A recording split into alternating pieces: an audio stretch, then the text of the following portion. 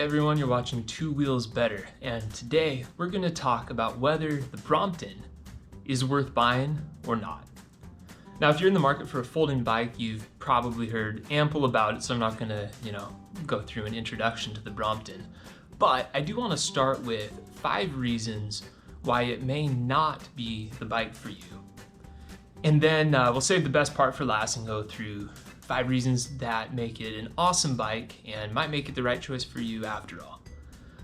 So first off, you're probably aware that it's an expensive bike. For a single speed version with no racks, fenders, nothing, you're talking around $1,250, give or take. And that'll go up to well over $1,600 by the time you get a 6-speed with fenders and a rack. And if you want dynamo lighting, anything like that, a few $100 more. You might want to replace some of the stock, grips, saddle, the contact points, a few hundred, or at least maybe 800 more on top of that. So it can add up to pretty substantial money pretty quickly. And if you're really not sure that the whole folding bike thing is for you, then I would strongly advise, at the very least, getting a secondhand Brompton, or perhaps just starting with a much cheaper folding bike to kind of test the waters before committing that chunk of change. Second, it's worth noting that the Brompton has a handful of proprietary parts on it. They're generally not ones that are subject to wear and tear, just as I'm looking at my bike off to the left here. But things like the seat post collar, for instance, that may break with eventual use, are going to need proprietary replacements that you can't get just anywhere. And the really obvious drawback, probably at least the second most obvious after the price itself, is that 16-inch wheels are tiny. They're, as far as I know, the smallest you can even find on an adult-sized bike. So if there are bumps in the road, you're going to feel them all the more. Now, the suspension block does help with that. Choosing proper tire pressure will help with that. But again, they're not going to just coast, they're not going to just coast over potholes and big bumps like a 700C wheeled road bike would. And the other thing to mention, number 4, is that the handling really is optimized to carry a front load. In bike nerd terminology, it's called low trail geometry. And all that means is that the angle of the fork at which it's offset from the steering axis is going to feel pretty squirrely and twitchy if you're not carrying a front load. But if you stick a few pounds, even as little as like an empty bag on the front, then the handling will settle down quite a bit and it becomes surprisingly normal to ride with. So again, just keep in mind, if your primary riding will be without a front load, then I don't think you're going to find the handling all that relaxing or reassuring, although it is manageable and I do ride it without a load on occasion. Finally, this will depend a little more on which model year you're looking at, but prior to 2017 or so, yeah, pretty sure it was 2017, they had kind of cheap feeling shifters and not the best brakes and brake levers that were perfectly adequate. There's gazillions of people still riding their Bromptons from those years, but it was kind of an unfortunate oversight for the makers of such an expensive bicycle to put not the best feeling controls on it. But I want to emphasize that was only up until about 2017. So if you're looking at a new one today, no worries. Even if you're looking at a slightly used one, again, probably no worries.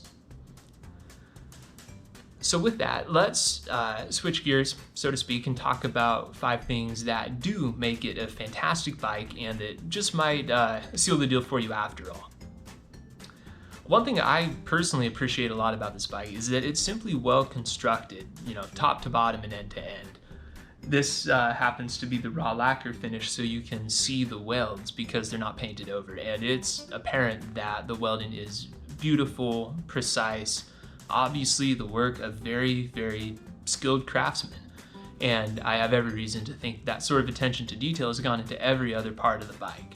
And it's worth mentioning, I'll do a long-term review in another video, but it's worth mentioning that after about a year as my daily commuter, I have done literally nothing maintenance-wise except lubricating the chain and topping off the air in the tires. That's it.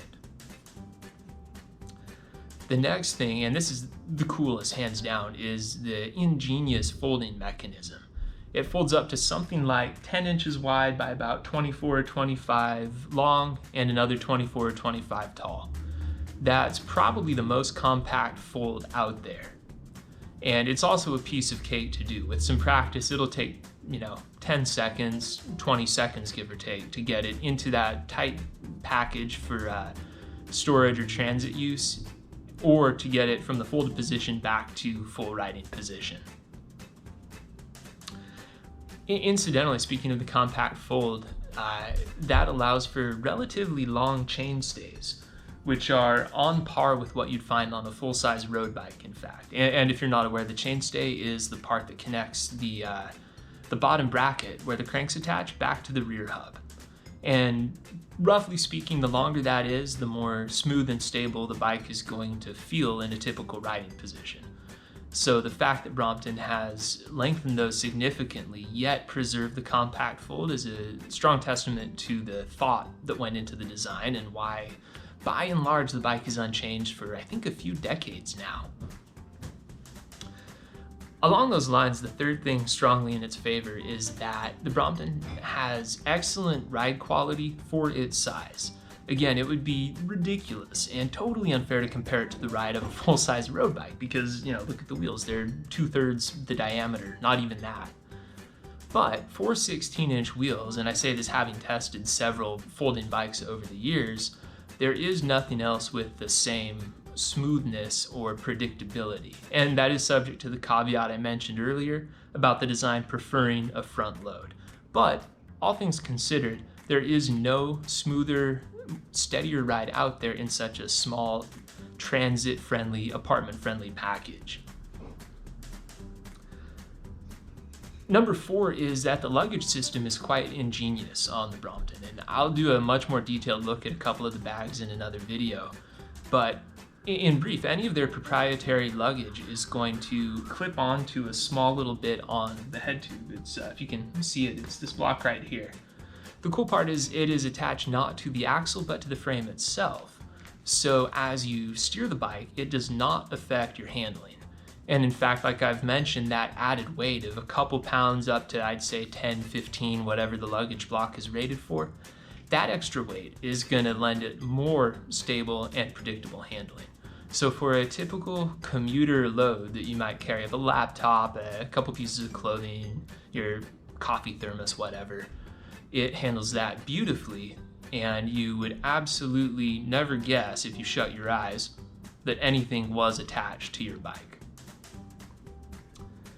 The last thing worth mentioning is that the weight is pretty reasonable. Now, it's a beefy steel frame. The 3-speed and higher gearing has an internally geared hub, which adds some weight. I, on mine, have a Brooks saddle and a Dynamo front hub that adds even more weight. Even so, the weight's just going to be in the high 20s to maybe 30-ish pound mark. And of course, if you're used to a carbon fiber racing style road bike, that is a pretty alarming weight.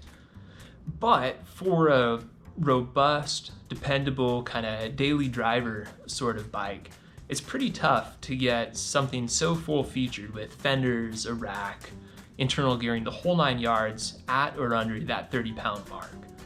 And of course, when the point of the bike is to be extremely portable, easy to carry around and store in weird places or whatever you've got to do, less weight is better, but 27, 28 pounds, whatever mine weighs, comes out pretty surprisingly manageable.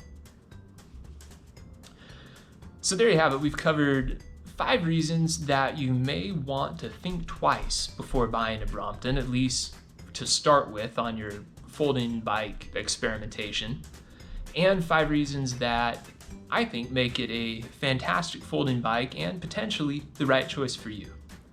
So if you've picked up anything useful here, found this at all helpful, please hit like and hit subscribe, or if there's something else that you would like to know about as you're considering a Brompton or thinking about what sort of bike to get next, please leave a comment below and I'd love to make a video to chat about it.